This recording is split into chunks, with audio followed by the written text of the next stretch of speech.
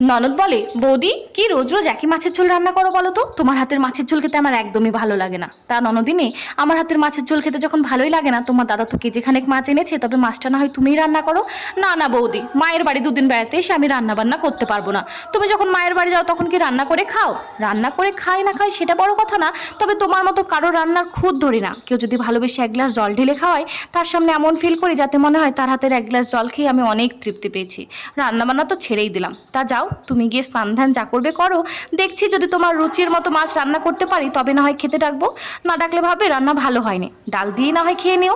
ননদ যখন এভাবে বললোই, তাহলে আজ সত্যি একঘেয়েমি মাছের ঝোল রান্না না করে একটু আলাদাভাবেই চেষ্টা করি। সম্পূর্ণ নতুন পদ্ধতিতে মাছটিকে বেশ সুন্দর করে রান্না করে ঢেকে রেখে চলে আসি ঘরে। প্রায় দুপুর 2টো বাজতে চলেছে, তখন দেখি ননদ এসে ডাকে, ও বৌদি ভাত দেবে না?